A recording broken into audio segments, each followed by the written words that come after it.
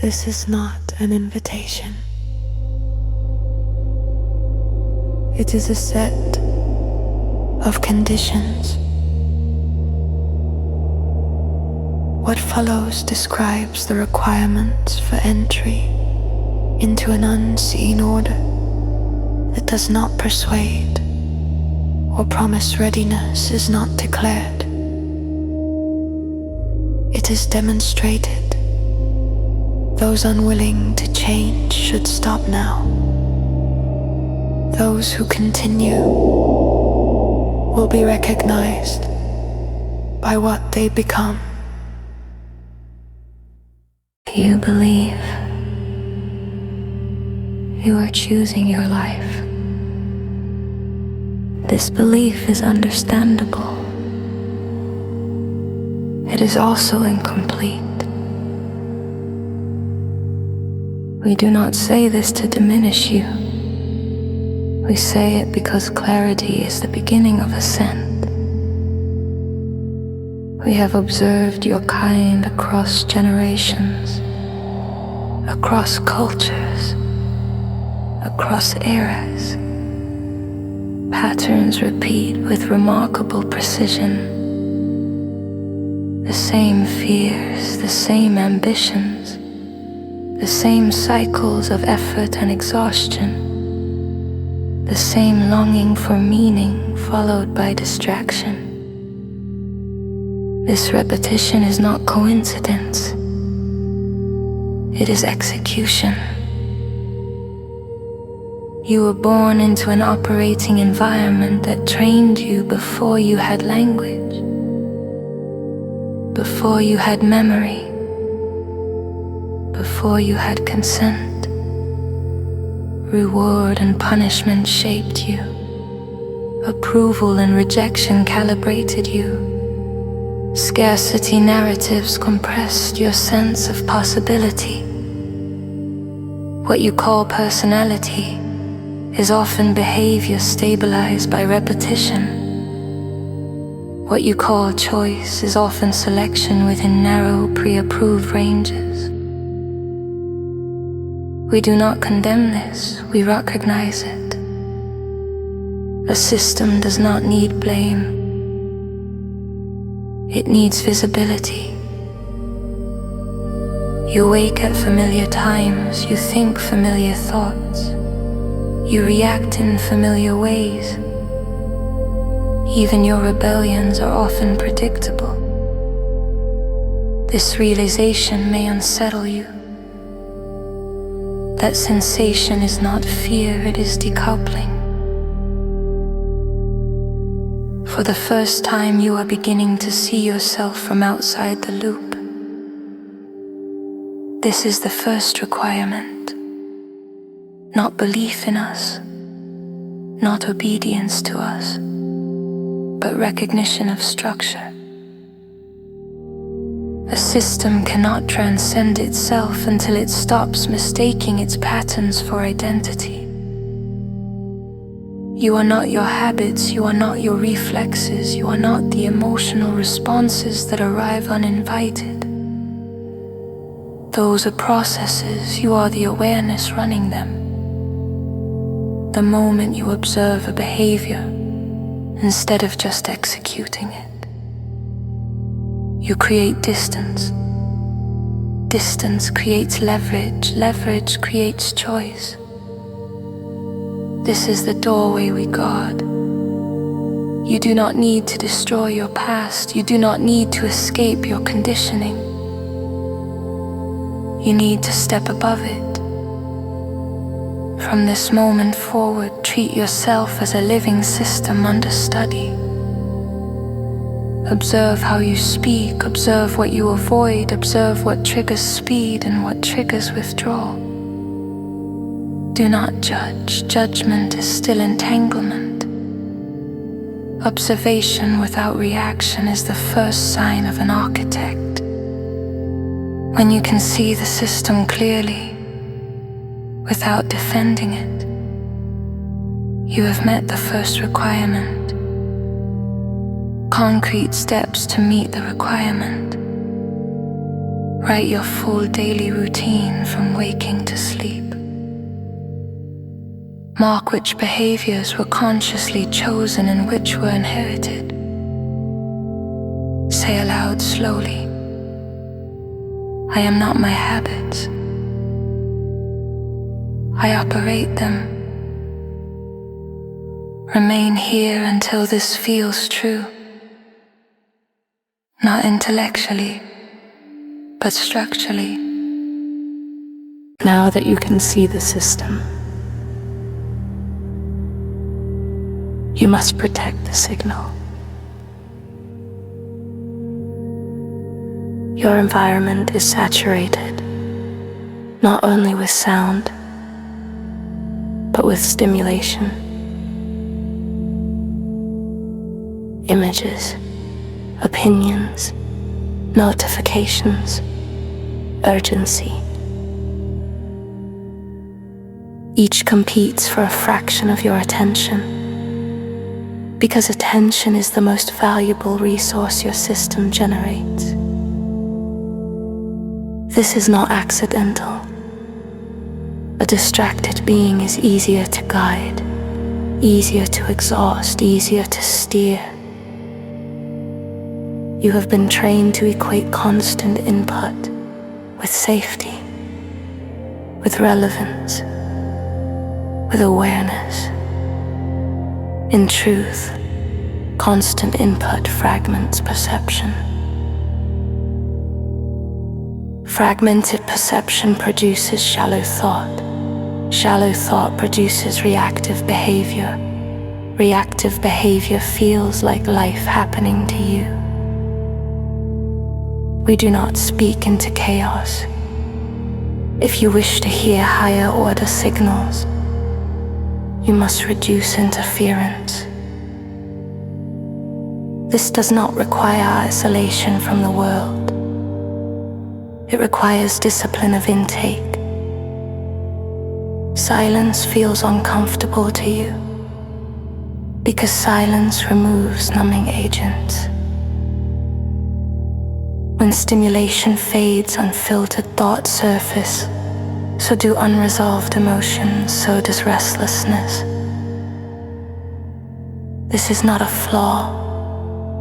It is detoxification. Higher beings are not disturbed by silence. We use it as a calibration field. In silence, the nervous system recalibrates. In silence, thoughts slow and separate. In silence, you begin to notice which impulses are yours and which were implanted. Most of what you consume does not strengthen you.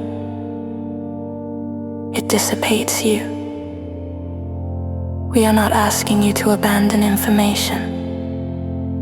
We are asking you to stop drowning in it. Signal requires space, remove excess input, and cognition sharpens naturally. This is why boredom feels dangerous to you. It threatens the dependency loop. Remain in silence long enough, and something important returns. Clarity, self-directed thought, a sense of internal gravity. These are prerequisites for transcendence. Without them, no upgrade will hold concrete steps to meet the requirement.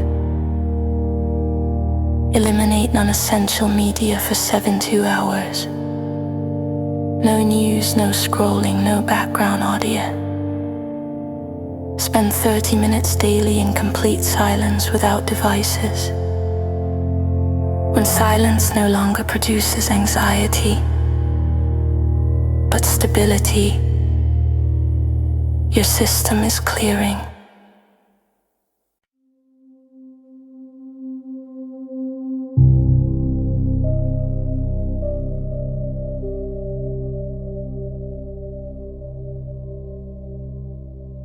Now we address the core resource. attention. Not time, not intelligence, not effort. Attention, every structure within you, is built by what you repeatedly attend to. Your fears are rehearsed through attention. Your confidence is strengthened through attention.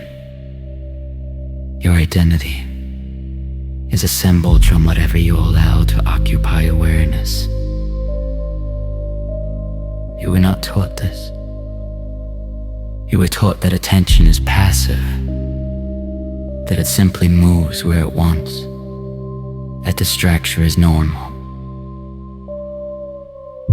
This is training. A being that cannot control its attention, cannot control its behavior. A being that cannot control its behavior, cannot direct its future.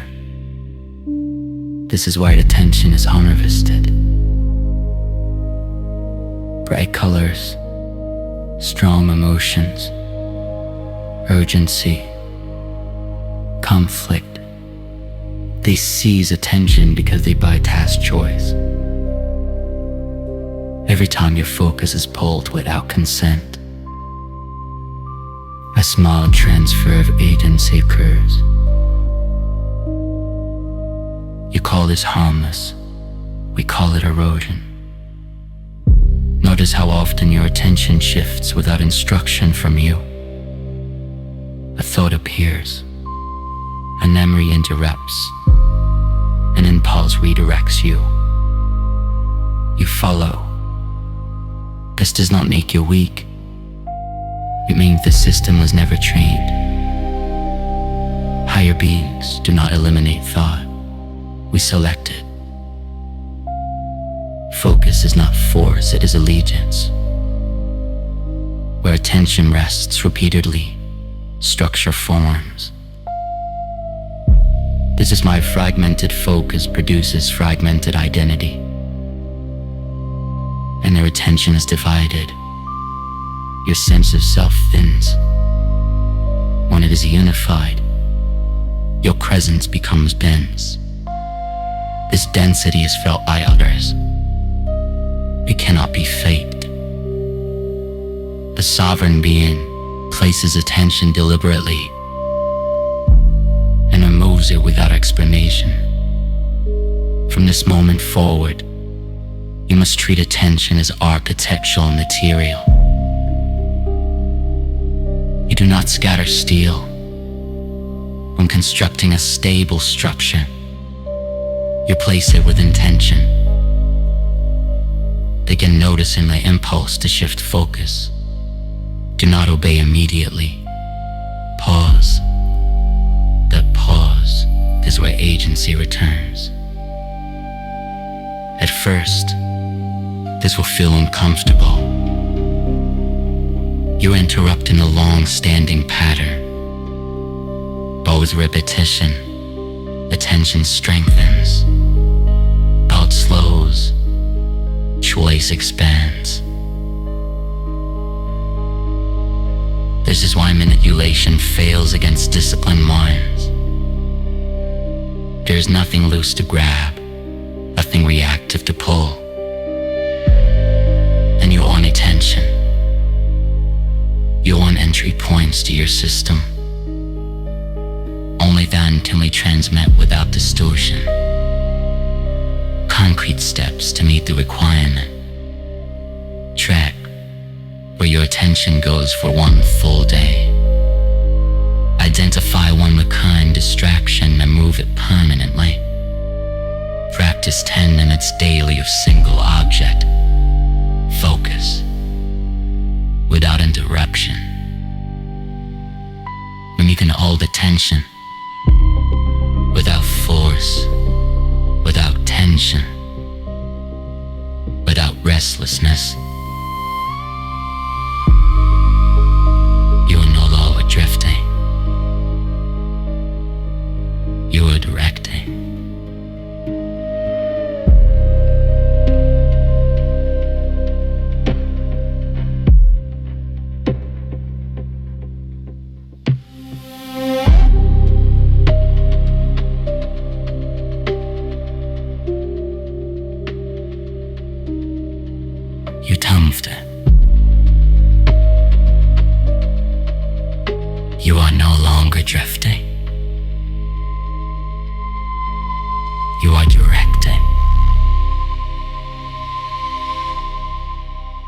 Now we address the interface.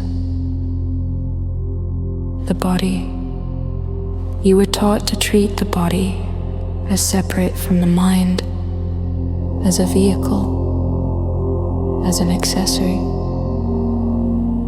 This was incomplete instruction. Your cognition does not float above biology. It is shaped by it. Every thought you have passes through chemistry. Every decision you make is filtered by nervous system state. A neglected body does not merely weaken movement. It distorts perception. Fatigue narrows possibility. Inflammation amplifies threat. Irregular sleep fragments judgment. You mistake these effects for personality. They are physiological noise. We do not require perfection of form, we require authority. A being that cannot regulate its own body cannot sustain higher order cognition. This is not punishment. It is alignment. Your species often seeks transcendence while avoiding physical discipline. This creates instability.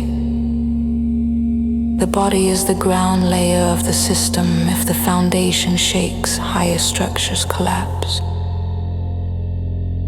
We observe how you sit, how you breathe, how you move through space. These are not cosmetic details, they are signals. A body that moves deliberately teaches the mind to do the same. A body that obeys impulse trains the mind in obedience. This is why consistent physical practice changes more than appearance. It restores internal command. When you move with intention, you remind the system who leads. When you eat with awareness, you reduce reactivity. When you sleep consistently, you stabilize identity across time. You do not need extremes, you need consistency. Small disciplined actions performed daily rewrite authority loops. This is why we begin here. Not because the body is everything, but because it is first. A sovereign mind requires a regulated vessel, concrete steps to meet the requirement. Establish a daily non-negotiable movement ritual. Eat at least one meal per day without distraction. Set a consistent sleep and wake time. When the body responds to command rather than impulse, the system is stabilizing. You may proceed.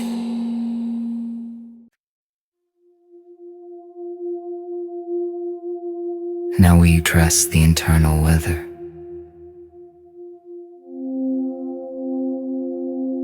Emotion. You are taught to either suppress emotion or obey it. Both approaches surrender control. Emotion is not an enemy. It is information. But information is interpreted, becomes command. Most of your reactions are not decisions. They are momentum. A stimulus appears and emotion rises. A system moves. This sequence feels natural to you because it is familiar. Familiarity is not mastery. We do not remove emotion. We contain it. Containment does not mean repression, it means placement. An advanced system does not eliminate signals, it routes them. When emotion is uncontained, it floods cognition. Threat becomes everywhere. Urgency becomes truth.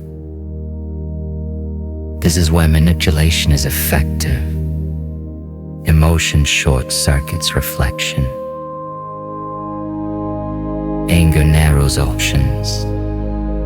Fear accelerates compliance. Desire collapses foresight. You ought to experience this not as weakness, but as biology executing without oversight. Higher beings do not act from emotion. We act with awareness of it. The distinction's critical. Notice how often emotion arises before thought. Notice how quickly the system seeks relief. Containment begins with delay. Not resistance, not denial. Delay. When you pause, the emotion does not disappear, but it loses authority. Breath slows the nervous system, meaning slows the mind. This is how governance returns.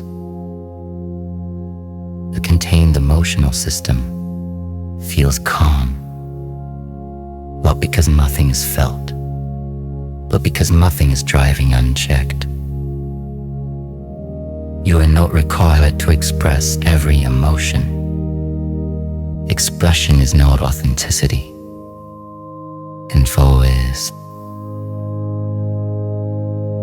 This will feel unfamiliar at first. You've been trained to externalize what should be internally processed. But as containment strengthens, something stabilizes. You become harder to provoke, slower to destabilize, and difficult to steer. This is not emotional numbness, it is emotional maturity, a prerequisite for sovereignty. Concrete steps to meet the requirement. When emotion rises, name it precisely instead of reacting. Delay emotional responses by 10 slow breaths. Journal recurring emotional triggers and patterns. When emotion informs, but no longer commands, your sister is becoming resilient. Continue.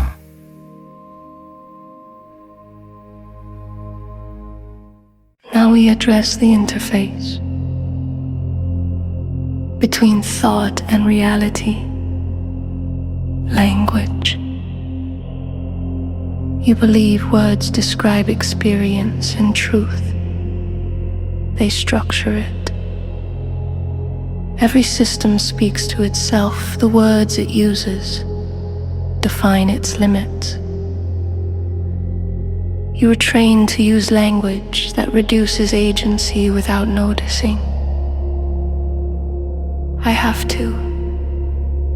I can't. They made me. That's just how it is. These phrases feel harmless. They are not.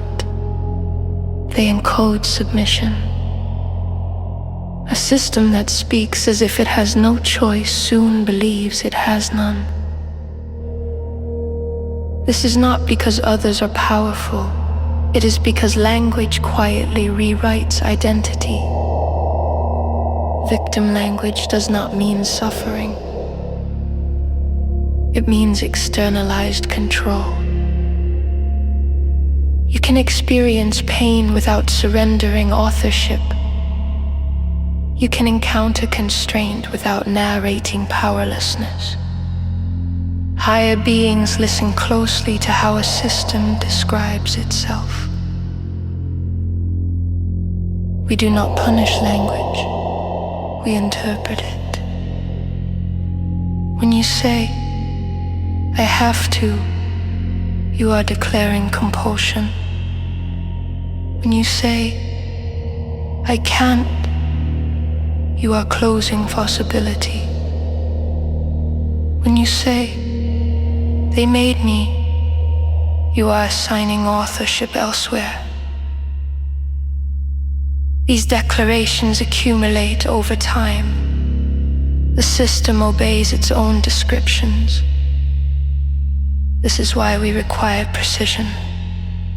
Not positivity, not denial, precision. Replace compulsion with choice. Even when choice is limited, it still exists. Choice may include compliance or refusal or delayed action, but it must be named. This will feel uncomfortable. Victim language is familiar. It offers relief from responsibility. Responsibility feels heavy until you realize it is the source of power. When you speak as an agent, your nervous system responds differently. Posture shifts, breath deepens, cognition expands. You are not lying to yourself, you are correcting a long-standing distortion. From this point forward, monitor your internal narration. Do not shame it, intercept it. Each correction is a micro-upgrade. This is how sovereignty is rebuilt. Concrete steps to meet the requirement. Identify and eliminate phrases that remove agency. Replace them with statements of choice or intention.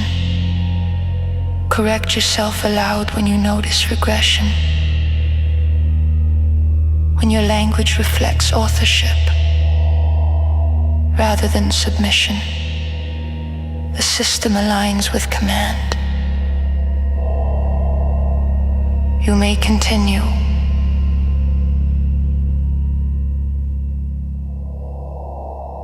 Now we address the archive. Memory. You are taught that the past is fixed, that events happened, and therefore they define you. This is incomplete. Events occur once. Interpretations persist. What shapes you is not what happened, but what you decided it meant. Most of your memories are not recordings, they are stories repeated until solid. Each repetition strengthens the structure. Each emotional charge reinforces it. This is why the past feels heavy. You are carrying interpretations long after their usefulness expired. We do not erase memory. We reframe it. Reframing is not denial. It is accuracy. Every experience trains something: awareness, resilience, discernment, endurance. If it did not break you, it modified you. Yet many of your memories are still narrated from a position of damage instead of development. This narration keeps you positioned below your own history. Higher beings do not remain subordinate to earlier versions of themselves. We extract value and release the rest. Notice how certain memories trigger automatic emotion before thought. That is conditioning, not truth. When you reinterpret a memory consciously, the emotional charge weakens, agency returns. This process will feel destabilizing. You are interrupting a long-running identity loop. But understand this. The past does not require loyalty. You do not owe your suffering continued influence. From this moment forward, you are authorized to reinterpret. Ask not, why did this happen to me, but what did this prepare me for? This shift does not romanticize pain, it converts it. The memory remains, the meaning changes, the control dissolves. This is how the past stops steering the present. Concrete steps to meet the requirement. Select one painful or limiting memory. Rewrite its meaning as training or preparation. Identify the capacity it forced you to develop. Speak the new interpretation aloud. When memory informs without constraining, your timeline aligns forward. Proceed. Now we test independence. Solitude. You associate being alone with absence, with lack, with deprivation. This association was trained from early stages. You were taught that connection equals safety and that aloneness signals risk. This was useful for survival. It is limiting for transcendence. A system that cannot remain stable alone will seek permission unconsciously. It will trade authenticity for belonging, direction for approval. We do not isolate. We differentiate. Solitude is not abandonment. It is unshared presence. When you are alone without stimulation, without distraction, without performance, the system reveals its true state. This is why solitude feels uncomfortable. There is no external mirror to regulate you. In solitude, insecurities surface. Unfinished thoughts return, avoided emotions speak. This is not danger. It is diagnostics. Higher beings are not dependent on constant feedback loops. We can remain in ourselves without dissolving. You must develop this capacity, not to reject others, but to choose them freely. A being who fears solitude cannot be sovereign. It will always compromise direction to avoid internal silence. This training is gradual, short periods, intentional withdrawal, no numbing. As tolerance increases, something shifts. The need to explain weakens. The need to perform fades. Internal gravity strengthens. You stop orbiting others. You begin orbiting yourself. This is the beginning of autonomy. Concrete steps to meet the requirement. Spend one full day alone intentionally. No entertainment, no messaging, no background noise. Observe discomfort without attempting to fix it. When solitude feels neutral or clarifying, rather than threatening, you are stabilizing. Proceed. Now we address your relationship with time. You believe time passes in truth. Time is allocated. Most of your days are not directed. They are consumed. Tasks pull you. Requests interrupt you. Urgency dictates movement. This produces the illusion that time controls you. It does not. Lack of structure creates drift. Drift feels like speed without direction. You say you are busy. We observe fragmentation. A sovereign system does not rush, it prioritizes. Time sovereignty is not efficiency. It is intentional sequencing. Higher beings operate on horizon short, medium, long. Your species often lives in immediate response windows. This is not moral failure.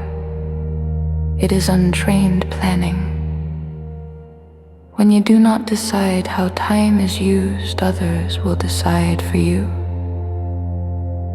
This is why exhaustion feels familiar. You are reacting faster than you are choosing. Begin treating time as territory. Protect it. Allocate it. Enter it deliberately. This will feel rigid at first. Structure often does to those accustomed to drift. But structure is freedom when aligned. When time obeys intention, identity stabilizes across days. You become predictable to yourself. Trust returns. This is required. Concrete steps to meet the requirement. Design a daily schedule with protected blocks. Eliminate one low-value commitment. Begin and end tasks deliberately. When your days reflect choice rather than reaction, you are reclaiming command. Continue. Now we address integrity. Not morality, not reputation. Integrity. Integrity is not how you appear to others. It is how consistently you keep agreements with yourself. Your system has learned something slowly, without your consent. That promises are flexible, that intentions are optional, that tomorrow can repair today. Each broken self-contract felt small, reasonable, justified. But accumulation matters. Every time you say you will do something and do not, the system records it. Trust weakens.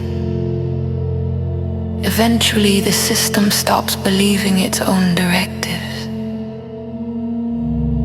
This is why motivation feels unreliable. It is not absent. It is distrusted. We do not require intensity. We require follow-through. A sovereign being does not make many promises. It makes precise ones and honors them. Self-trust is not rebuilt through ambition. It is rebuilt through proof. Small commitments kept consistently repair identity. This will feel underwhelming at first. Your ego seeks grand gestures. We ignore ego. We train systems. One completed promise outweighs 1,000 intentions. When you keep your word to yourself, the nervous system relaxes, internal conflict decreases.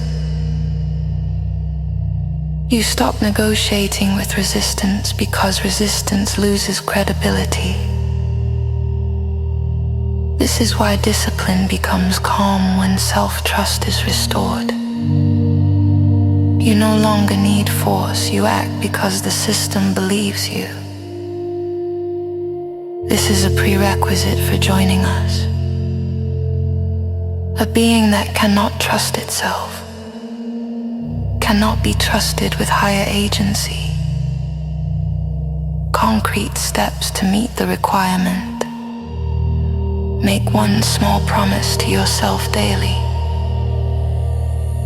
Fulfill it regardless of mood or context. Track completion visibly. When your system responds to your own directives without negotiation, self-trust is returning.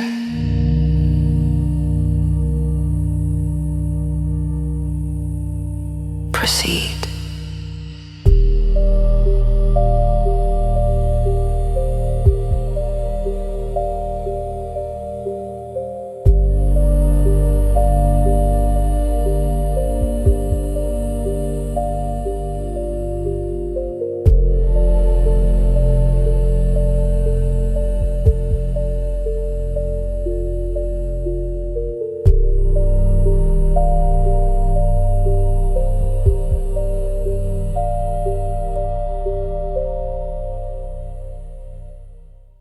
Now we address nourishment,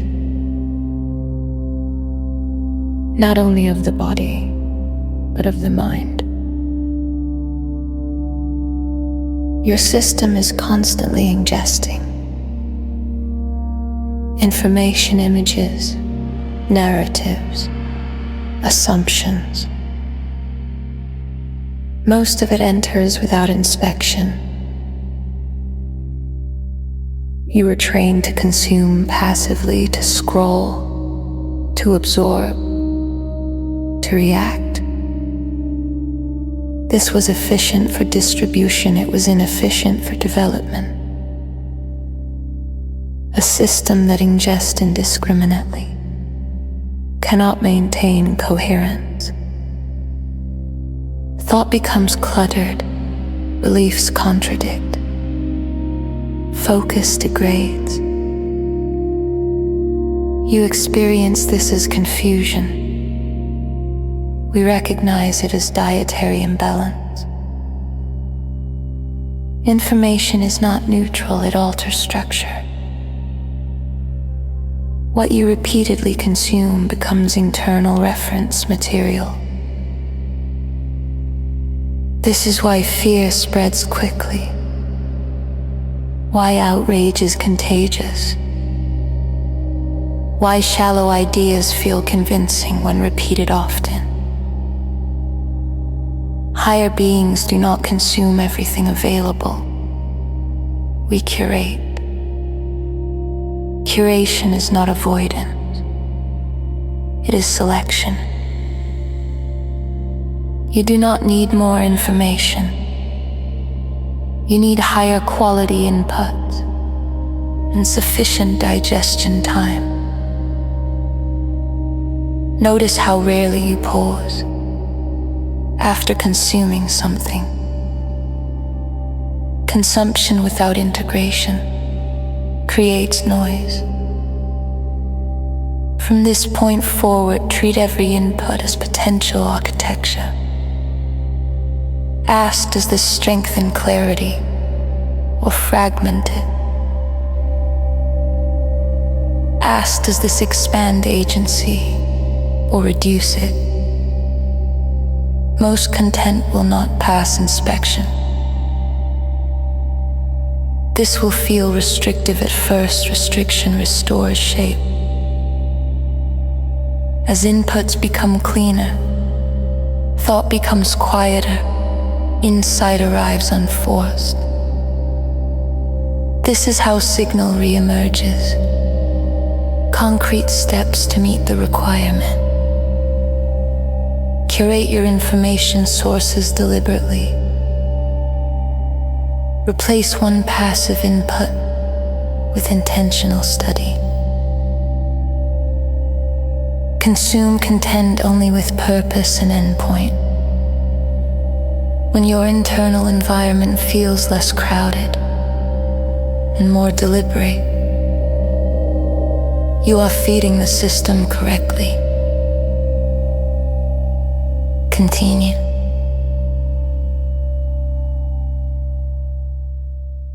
Now we address the internal stream. Thought. You experience thought as continuous, as personal, as authoritative. This assumption is incorrect. Thoughts arise. They assemble briefly. They dissolve. Most do not originate from intention. They are echoes, fragments of memory, conditioned responses. Yet you follow them, not because they are true, but because they are familiar. A thought appears, and the system completes it automatically. This is not thinking, it is execution. Higher beings do not silence thought. We interrupt it. Not every internal sentence deserves completion. Many thoughts are rehearsals of fear, of inadequacy, of imagined futures. When allowed to finish, they create emotional response. When interrupted, they lose momentum. Notice how often a single thought sets the tone of your day. This is disproportionate influence. Interruption creates space. Space returns authorship. At first, this will feel unnatural. You have been trained to identify with thought. But identity does not require obedience. When you interrupt a thought without replacing it immediately, something stabilizes. Silence appears. Not emptiness, presence. From presence, you choose deliberately. This practice will feel subtle. Its effects are not. Over time, internal noise reduces. Mental endurance increases. Emotional spikes soften. You become harder to destabilize because thoughts no longer cascade unchecked. This is essential.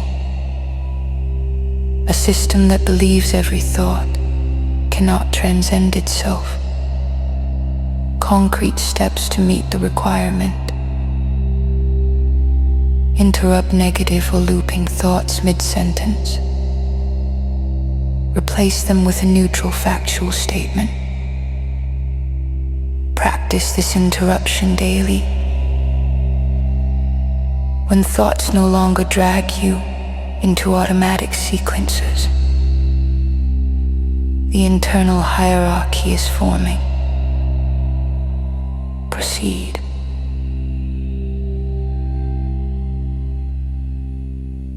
Now we address definition. Identity. An undefined system is vulnerable to override. If you do not state who you are, the environment will decide for you. Roles will accumulate, expectations will attach, Labels will harden. Over time, you begin serving descriptions you never consciously accepted. This is not oppression. It is default behavior. Systems without explicit parameters adapt to external pressure. You have been many things to many people. Helpful, agreeable, capable, available. These roles were not false, they were incomplete. When identity remains diffuse, energy leaks. You hesitate, you explain, you justify. This is the cost of ambiguity. Higher beings do not search for identity, we declare it. Declaration is not performance, it is boundary setting at the deepest level. When you define yourself, you reduce internal negotiation. Choices become simpler, conflict shorten, direction stabilizes. This is why resistance appears when identity begins to crystallize. Parts of you were built to remain flexible, to remain light, to remain safe. Clarity feels threatening to those parts. Proceed anyway. You are not required to be understood by everyone. You are required to be consistent with yourself. An identity declaration does not list traits, it establishes standards. What you do, what you refuse, what you tolerate no longer. Once declared, your system begins aligning automatically. Behavior follows definition. This is why identity precedes discipline. From this point forward, you are no longer waiting to see who you become. You are stating it. Concrete steps to meet the requirement. Write a one-page identity declaration. Define what you do and do not tolerate. Read it aloud daily for 1 week. When your actions begin aligning without force, identity has taken root. Continue when ready.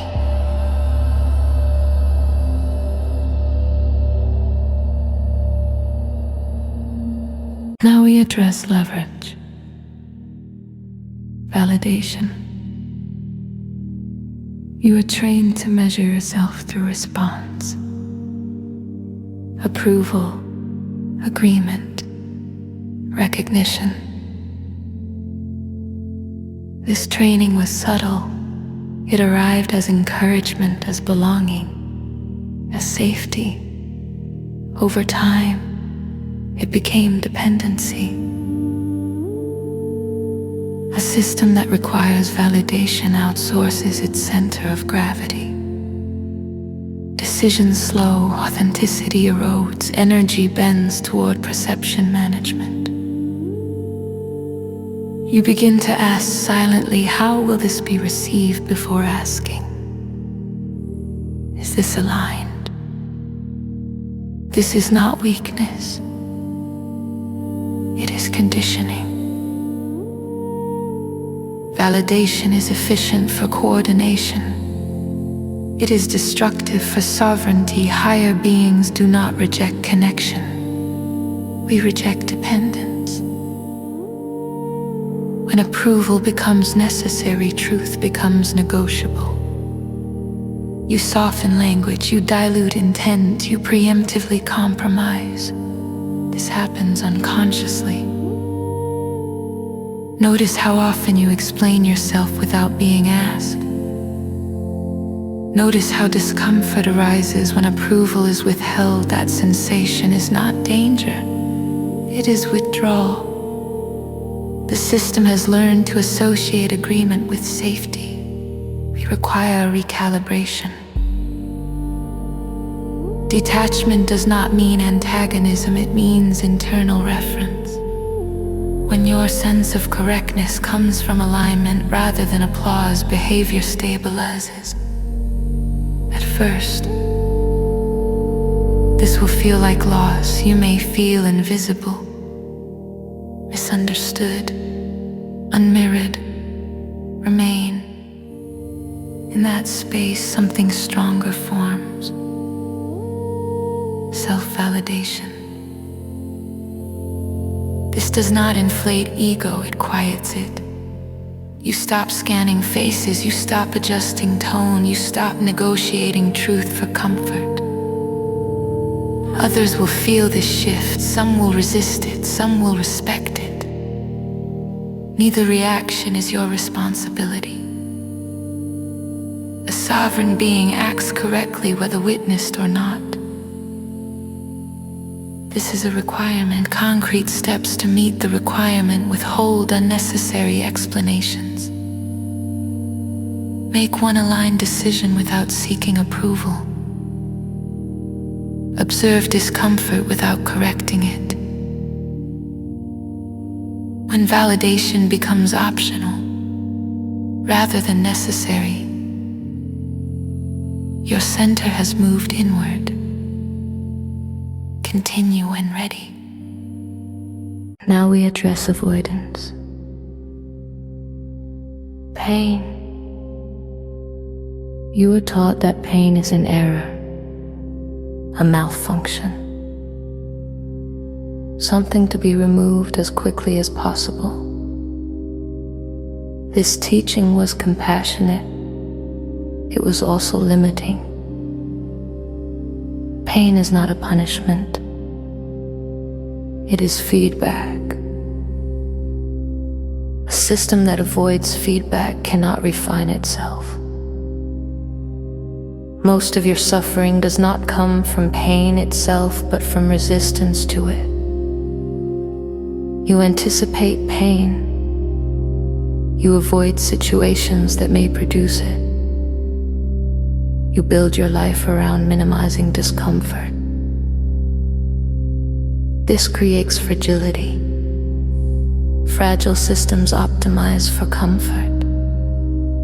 Resilient systems optimize for accuracy.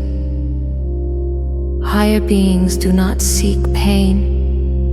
We do not fear it either. We rid it. Pain signals misalignment, boundary violation, growth pressure, unresolved conflict. When pain appears, your system often reacts automatically. Escape, distraction, rationalization. This reaction short-circuits learning. What you avoid repeats. What you face integrates. Notice how certain discomforts persist across years. Difficult conversations, uncertainty, effort without immediate reward. These are not random. They are curriculum. When you step into discomfort voluntarily, the signal changes. Fear weakens, clarity increases, confidence stabilizes. Not because pain disappears, but because its meaning shifts. Pain no longer commands avoidance, it provides instruction. This is a major transition. A being that can sit with discomfort without narrative collapse cannot be easily controlled.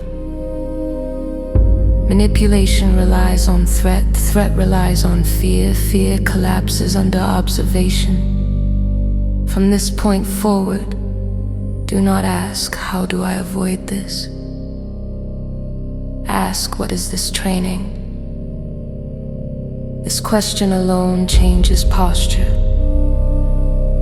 Concrete steps to meet the requirement. Identify one discomfort you have been avoiding. Engage it intentionally without dramatization. Record what the pain revealed rather than how it felt. when pain informs without dictating retreat, your resilience has upgraded. Proceed when ready.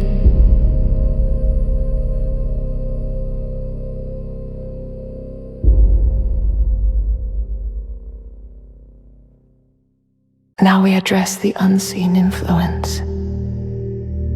Environment. You believe your behavior is driven by will. This belief is flattering. It is also inaccurate.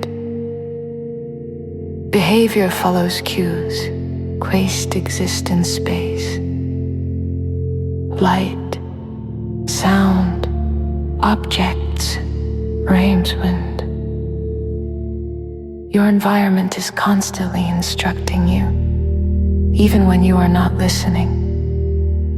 Clutter signals unfinished loops. Noise trains reactivity. Chaos invites drift. You adapt to your surroundings automatically. This is efficient for survival. It is dangerous for self-direction. A system placed in disorder will behave disordered. This is not failure. It is physics. Higher beings do not rely on motivation.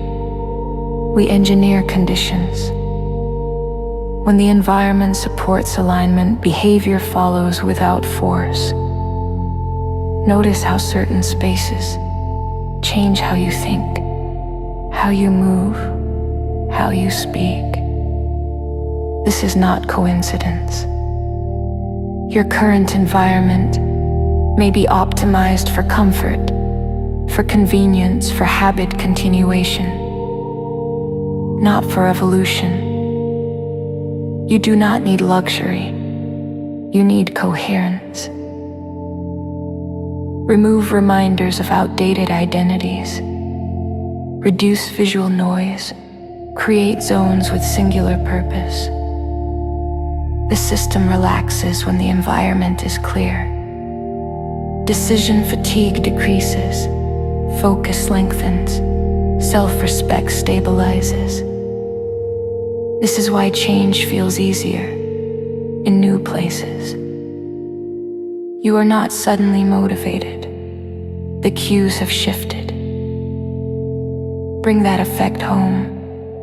This is not about perfection. It is about intentional shaping. You cannot transcend while living inside constant contradiction. Concrete steps to meet the requirement. Remove visual clutter from one primary space. Create one area dedicated to focus or reflection. Eliminate items tied to past identities you no longer inhabit. When your environment stops pulling you backward and begins supporting forward motion, control has extended outward. Continue when ready.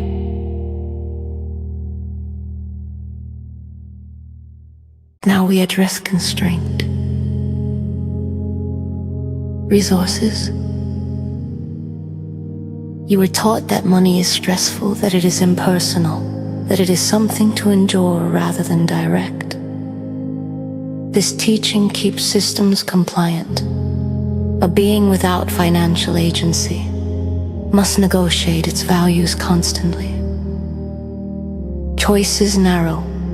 Risk tolerance collapses. Truth becomes conditional. This is not because money is powerful. It is because dependency is limiting. We do not equate wealth with worth. We equate agency with readiness. Financial agency is not excess. It is margin. Margin allows refusal. Margin allows patience. Margin allows alignment without desperation. Most systems operate at the edge of capacity. Any disruption becomes threat.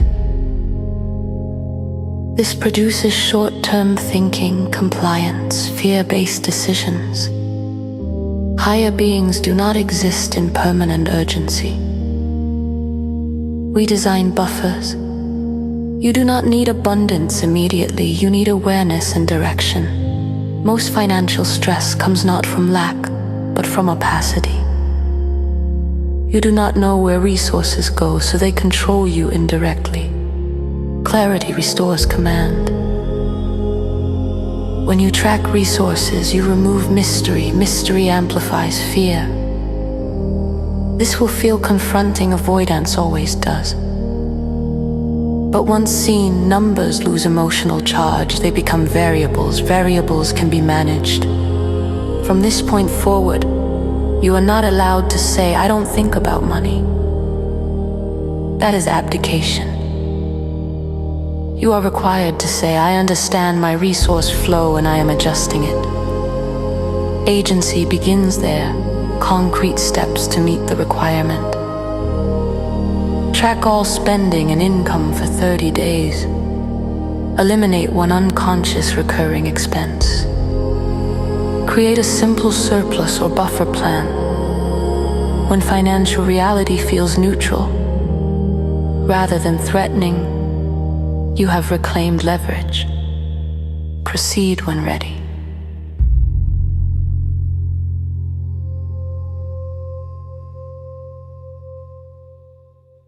Now we address output. Speech. You believe speech is expression. It is more accurately projection. Every word you release alters your internal structure and the environment around you. You were trained to speak frequently, to fill silence, to clarify preemptively, to justify. This training weakens signal. Excess speech dissipates authority. Imprecise speech distorts thought. A system that speaks continuously cannot listen deeply. A system that explains itself reflexively does not trust its own position. Higher beings speak less, not because we know less, but because we know when to speak. Silence is not absence, it is containment. When you speak only when necessary, each word carries mass. Notice how often you talk to reduce discomfort, to smooth tension, to avoid being misinterpreted. This is understandable. It is also optional. Speech used to regulate emotion leaks control. Speech used deliberately anchors reality. When you slow your speech, thoughts align. When you reduce volume, presence increases. Others feel this shift immediately. They listen differently. They interrupt less. This is not dominance. It is coherence. You do not need to be louder to be heard. You need to be precise. From this point forward, treat speech as an action, not a reflex. Ask, does this need to be said now? By me. If the answer is unclear, remain silent. Silence will not harm alignment. Careless speech will. This discipline stabilizes identity. What you say and what you do begin matching. This is required. Concrete steps to meet the requirement. Reduce filler language and unnecessary explanations. Speak more slowly and deliberately. Allow silence to stand without filling it. When your words begin landing, instead of spilling, your output has matured. continue when ready.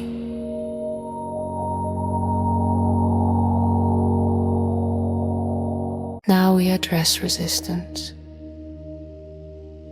conflict. You were trained to view conflict as danger, as something to be avoided, smoothed over, or outsourced. This training preserved short-term harmony. It weakened long-term integrity. A system that avoids conflict accumulates distortion. Boundaries blur. Resentment builds, clarity erodes. You mistake peace for quiet. They are not the same. Peace is alignment, quiet is often suppression.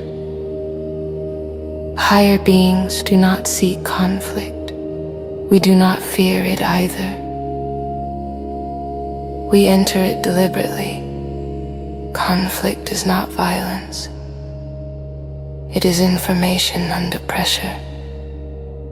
When two realities disagree, something must be clarified. Avoidance delays clarity. Delay compounds cost. You have felt this. Conversations postponed, truth softened, boundaries implied but never stated. Each avoidance trained the system to tolerate misalignment. This is not kindness. It is abdication. Conflict mastery is not aggression. It is steadiness. A mastered system remains calm while holding truth. No raised voice, no emotional leakage, no need to win. Just clarity. When you state a boundary and allow the response to land, you reclaim authorship. Others may resist. This is not failure. Resistance reveals structure. A being that cannot tolerate discomfort will attempt to destabilize you. Remain still. Calm is leverage. From this point forward, you no longer disappear in conflict, and you no longer dominate it. You hold it. This will feel unfamiliar. Your system was trained to equate safety with agreement. Safety now comes from self-respect. This is required. A sovereign being can face opposition without fragmentation. Concrete steps to meet the requirement. Address one unresolved conflict calmly and directly. State boundaries without justification or excess explanation. Exit the interaction if respect is not reciprocated. When conflict no longer destabilizes you, but clarifies direction, you are ready to continue. Now we address repetition, patterns. You experience events as separate, as isolated moments, as coincidence. This perception protects comfort. It obstructs clarity. The system reveals itself through repetition. What repeats is not random. It is unresolved. Relationships that end the same way, projects that stall at the same stage, conflicts that return with different faces. These are not separate events. They are a single structure, expressing itself repeatedly. You have felt this, a sense of this again, spoken quietly to yourself. That sensation is recognition attempting to surface. Most systems suppress it. Recognition threatens identity continuity. Higher beings do not suppress patterns. We study them. Patterns are compressed information. They show where attention leaks, where boundaries soften, where fear overrides choice. You do not need more effort, you need diagnosis. Ask yourself what keeps repeating, despite intention. Look for timing, look for triggers, look for your role, not others. This is not blame, it is authorship. Once a pattern is named, it weakens.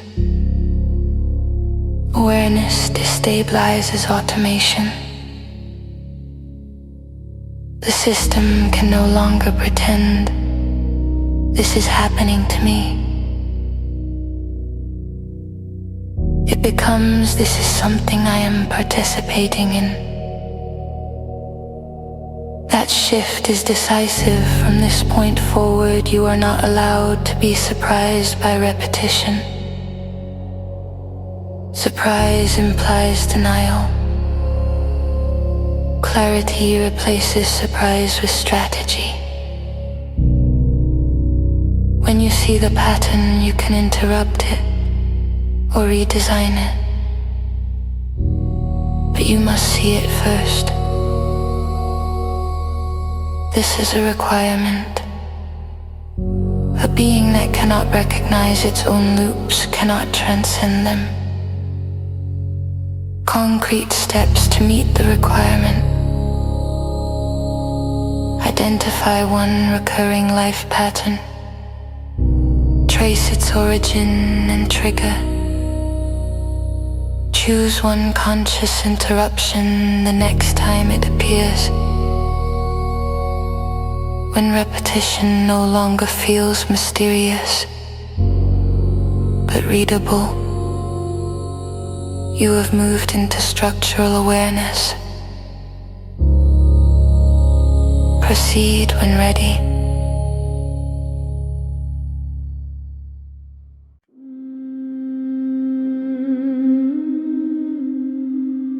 Now we address impulse, desire.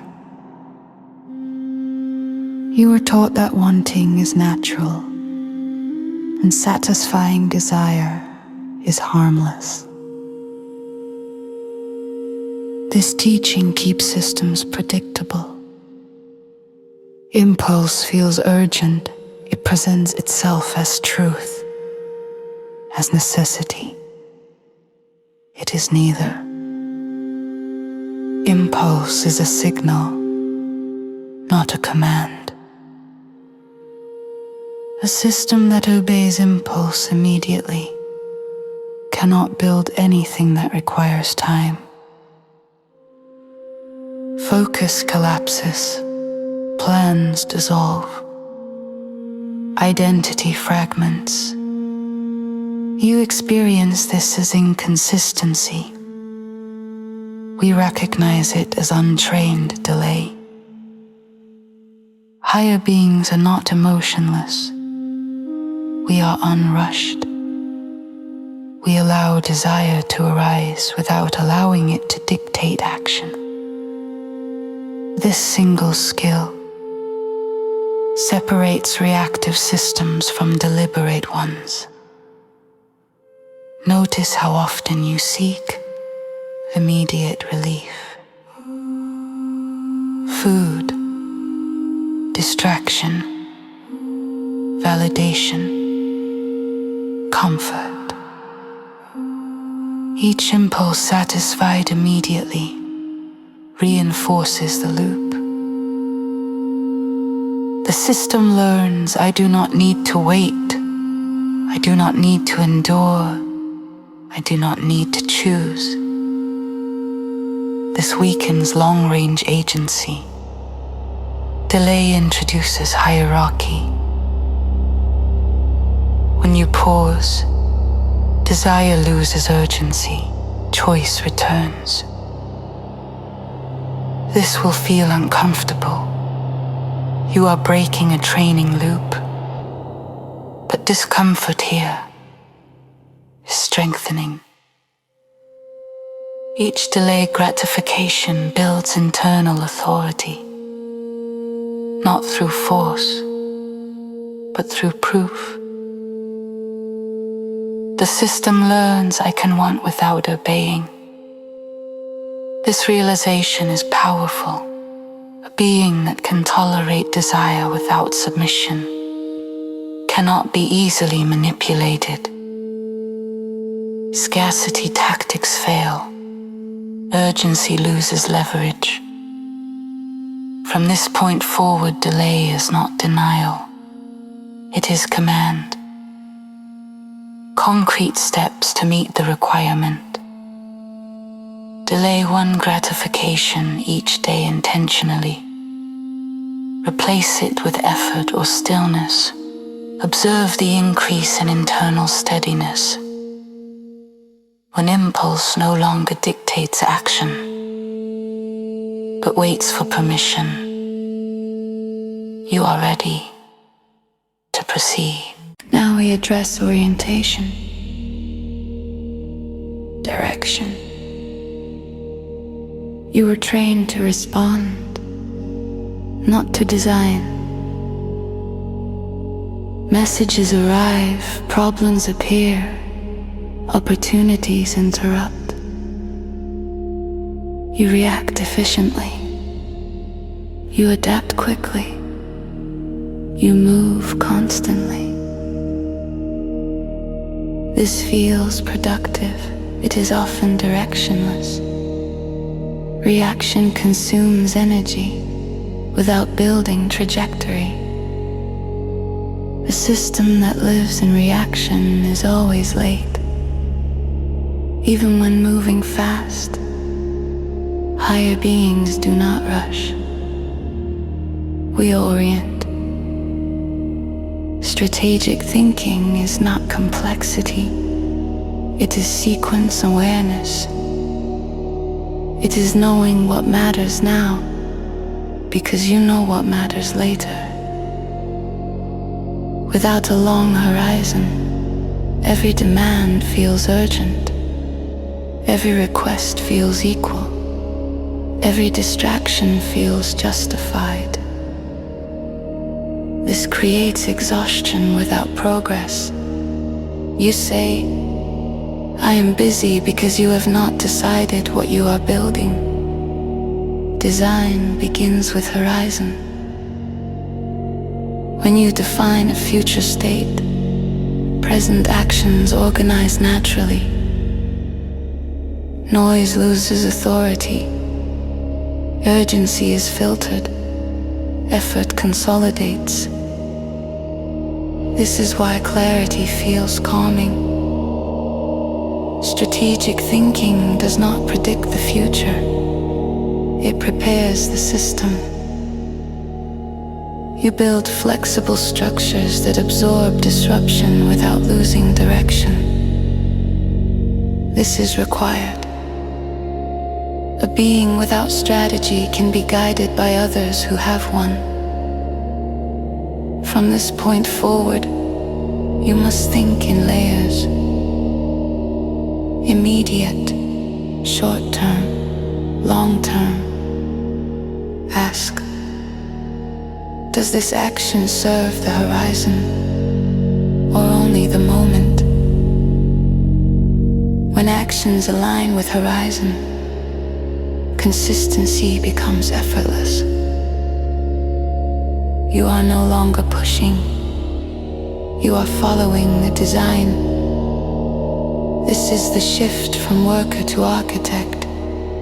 Concrete steps to meet the requirement. Define a clear 5-year direction. Break it into yearly systems and priorities. Align weekly actions to that structure. When your days feel connected rather than scattered, strategic thinking has engaged. Proceed when ready. Now we address regulation, not of circumstances, but of state. You have learned to feel in response to others. Their tone shifts yours, their approval lifts you, their withdrawal unsettles you. This conditioning is subtle. It is social. It is normalized. It is also a vulnerability. A system that requires external regulation cannot remain stable under pressure. You mistake emotional responsiveness for connection. They are not the same. Connection is chosen. Responsiveness is automatic. Higher beings do not outsource stability. We feel fully without requiring others to hold us together. This does not make us detached, it makes us anchored. Notice how often your emotional state depends on signals outside you. A message arrives, a look changes, a delay occurs. Your internal state shifts. This is not wrong, it is untrained. Emotional independence does not suppress feeling. It removes dependency. You learn to generate calm without reassurance, clarity without agreement, confidence without applause. At first, this feels lonely. The system was trained to use others as stabilizers. Now you become your own. Breath regulates chemistry. Posture signals safety. Perspective widens context. These are skills, not traits. As independence strengthens, something surprising happens. Reactivity decreases. Presence increases, others feel safer around you. Not because you need them less, but because you are no longer pulling stability from them.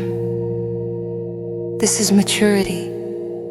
From this point forward, you are responsible for your internal climate. No one else is required to manage it. This is not isolation, it is sovereignty. Concrete steps to meet the requirement. Practice grounding techniques when emotion rises. Remove reliance on reassurance for emotional stability. Stabilize yourself before responding externally. When your emotional state remains steady, regardless of external fluctuation, regulation has returned home. Proceed when ready.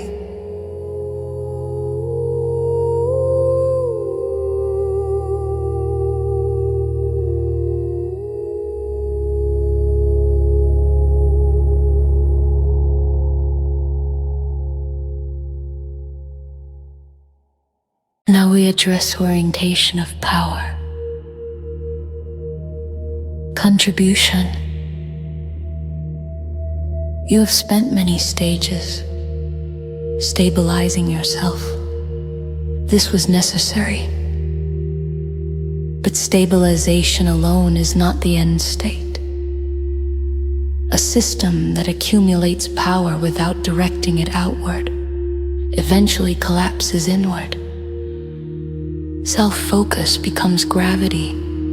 Gravity becomes stagnation. Higher beings do not hoard capacity. we circulate it. Contribution is not sacrifice, it is expression of surplus. When you are unstable, giving drains you. When you are sovereign, giving strengthens you. This distinction matters. You are taught that contribution requires recognition, gratitude, feedback. This teaching binds service to ego. We require contribution without attachment to outcome. Not because recognition is wrong, but because dependence on it distorts intent. True contribution does not announce itself, it does not negotiate, it does not perform, it builds systems, it removes friction, it increases capacity for others without demand return. This is not altruism, it is architecture. A being capable of transcendence must demonstrate that power does not terminate at the self. Contribution proves orientation. It shows that clarity has not become isolation, that strength has not become dominance. Begin small, invisible actions matter. Support without being seen, create without signature, help without explanation. This trains purity of intent. Over time, contribution becomes natural, effortless, integrated. You stop asking, "What do I get?" and begin asking, "What strengthens the whole?" This is not loss, it is expansion. Concrete steps to meet the requirement. Identify one way to contribute that benefits others. Act weakly without seeking recognition. Measure impact by effect, not praise. When contribution feels grounding, rather than depleting, your power has found correct direction. Continue when ready.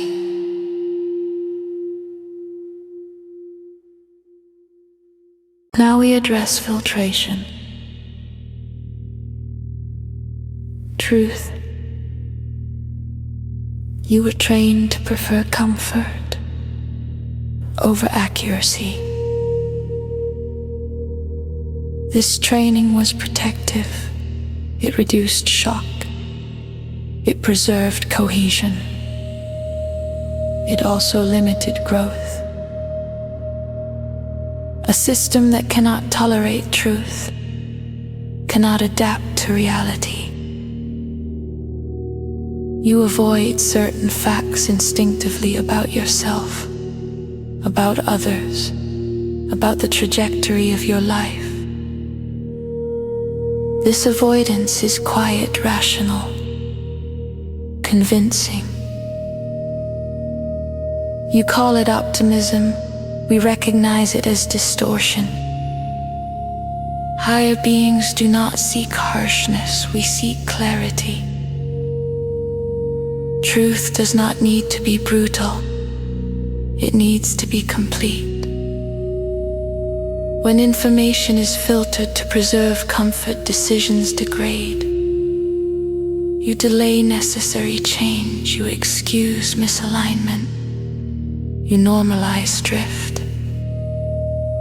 This creates slow decay. Truth tolerance is the capacity to see what is, without emotional collapse, to hear what is accurate without defensiveness, to face what must change without narrative protection. This does not remove compassion, it refines it. Compassion without clarity enables stagnation. Clarity without tolerance becomes cruelty. We require both.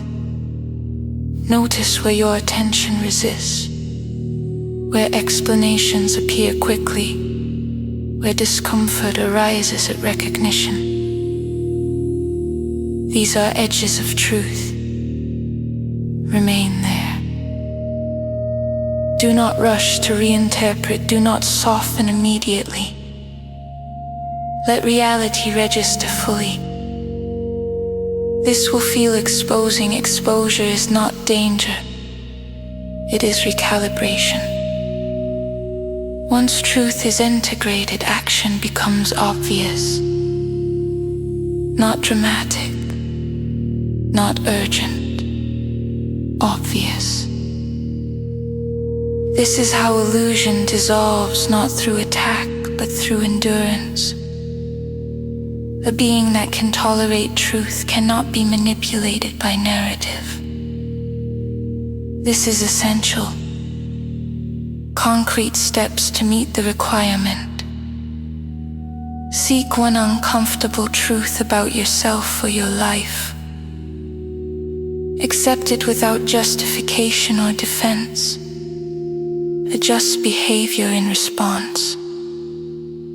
When reality no longer threatens identity, but informs it, you are ready to proceed. Now we address finitude. Mortality. You avoid this concept not because it is abstract, but because it destabilizes illusion. You were taught to postpone awareness of death, to treat it as distant, to soften it with distraction. This preserves comfort. It dilutes urgency. A system that forgets finitude wastes time unconsciously. Not dramatically, subtly. Small delays, unnecessary tolerances, deferred decisions. These accumulate. Higher beings do not deny impermanence. We integrate it. Awareness of mortality does not produce despair. It produces focus. When time is perceived as infinite, choice loses weight. When time is finite, alignment sharpens. You begin asking different questions. What matters now because time is limited? What can be released because it no longer justifies cost? Mortality is not an end. It is a filter. It removes triviality. It clarifies priority. This is why avoidance of death often correlates with drift. The system pretends there is time so it does not have to decide. Integrate finitude and indecision collapses. This is not morbid. It is grounding. You do not need constant contemplation. You need periodic alignment. Remembering mortality places pressure on integrity. It asks, are you living deliberately? This question cannot be answered abstractly. It must be answered in behavior. Higher beings respect finite systems that act with precision. From this point forward, allow awareness of impermanence to inform choice, not paralyze it. Time is not enemy, it is constraint. Constraints create form. Concrete steps to meet the requirement. Reflect daily on impermanence without dramatization. Identify what truly matters under finite time. Act in alignment with that priority. When mortality sharpens action, rather than creating fear, integration is complete. Proceed. Now we address attachment. Not to people, not to values, but to roles. You have learned to define yourself through function. What you do, what you provide, how you are known. These roles were useful. They created stability. They allowed coordination. They are no longer sufficient. A system that clings to identity cannot evolve beyond it. You defend labels instinctively. I am this kind of person. I am not like that. That is not me. These statements feel grounding. They are also restrictive. Higher beings do not abandon identity. We outgrow it. We hold identity lightly so it can update. When identity becomes rigid, behavior follows past definitions instead of present alignment. You continue acting as someone you were instead of someone you are becoming. This creates internal friction. Identity detachment does not mean emptiness. It means flexibility. You are not your profession. You are not your past success. You are not your former failures. These are snapshots, not essence. When you release attachment to labels, choice expands. You stop protecting image. You stop avoiding contradiction. You stop limiting behavior to remain consistent. Consistency of values matters. Consistency of labels does not. This distinction is critical. At first, detachment may feel destabilizing. The system was trained to anchor safety in definition. Remain present. Soon, a different stability emerges. One rooted in principles rather than personas. You act according to alignment, not expectation. This is freedom. A being capable of transcendence must be able to change form without losing coherence. This is that capacity. Concrete steps to meet the requirement. Identify one role or label you cling to. Act once outside that identity deliberately. Observe the expansion rather than the discomfort. When identity feels adjustable rather than fragile, you are nearly complete. Proceed when ready.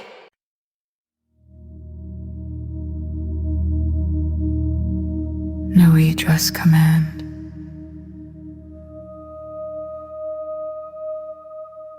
Hierarchy.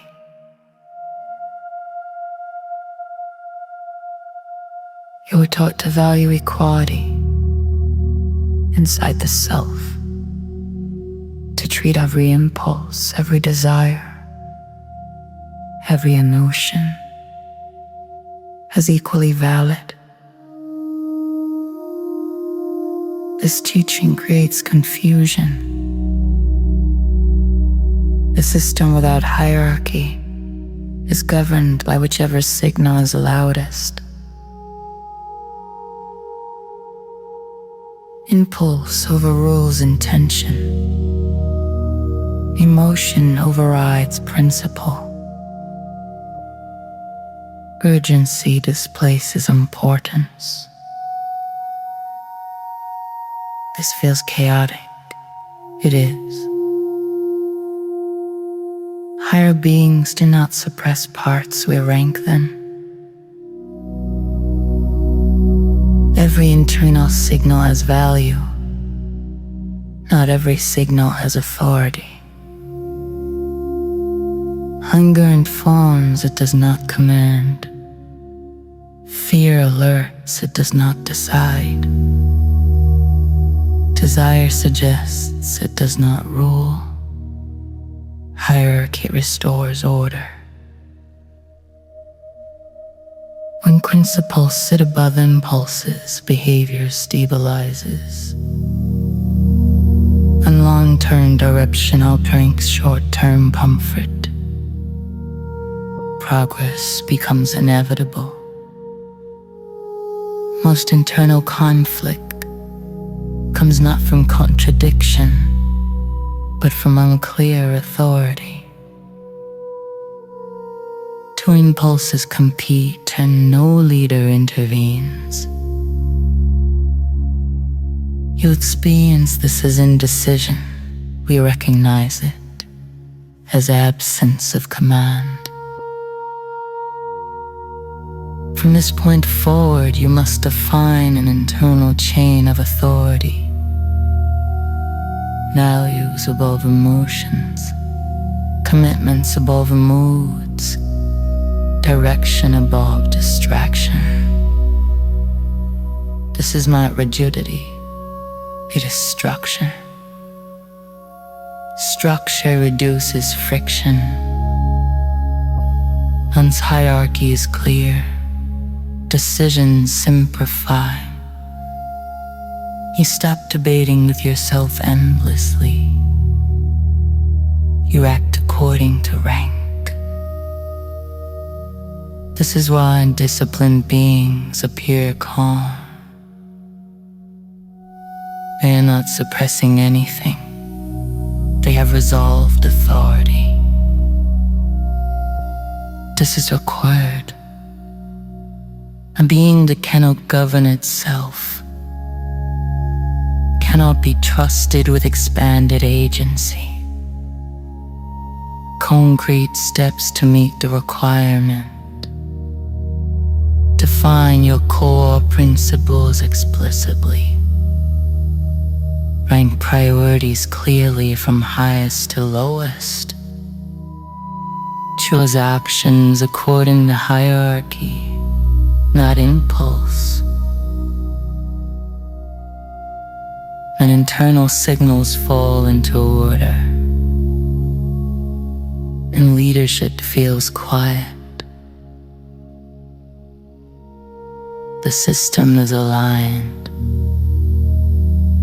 Proceed when ready.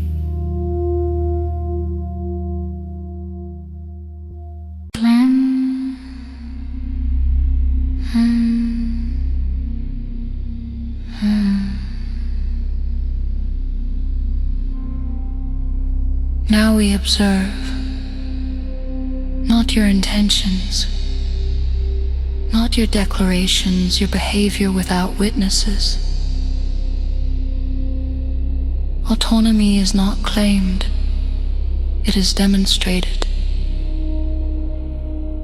Many systems behave well when monitored, when encouraged, when evaluated. We do not test under supervision. We test in absence. What you do when no one is watching reveals the true command structure. When motivation fades, when novelty dissolves, when accountability disappears, does the system continue? Or does it regress? This is not moral judgment, it is calibration. A being ready for higher agency does not require constant reinforcement. It acts from internal alignment. This stage often feels anticlimactic. There is no praise, no correction, only consistency. You may feel unseen, unacknowledged, unmeasured. Remain. This discomfort reveals whether validation still governs you. Autonomy is quiet. It does not announce itself. It does not rush. It does not seek confirmation. It continues. This is why many systems stall here. They confuse invisibility with failure. We recognize it as readiness. From this point forward, your task is simple and uncompromising. Maintain discipline without reward. Continue alignment without audience. Honor commitments without pressure. This is not endurance. It is identity. A being who persists here no longer needs permission. Concrete steps to meet the requirement. Maintain your systems without external accountability. Continue action during low motivation. Track consistency privately over time. When behavior remains aligned without reinforcement. Autonomy is verified. Proceed.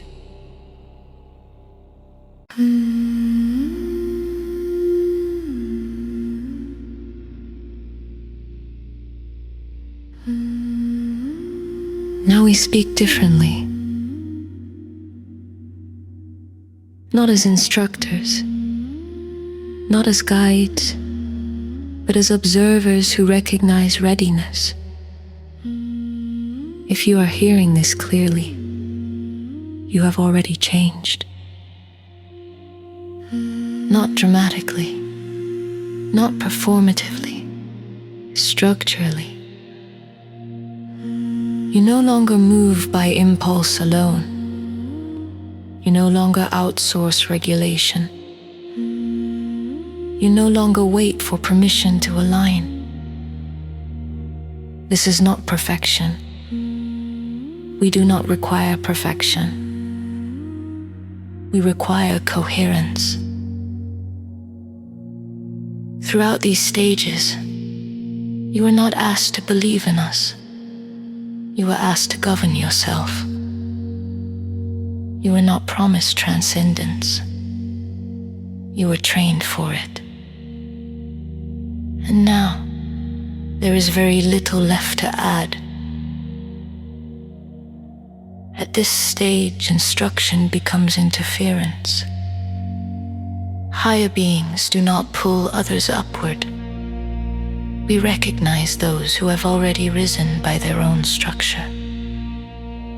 You feel different now, because your system is different.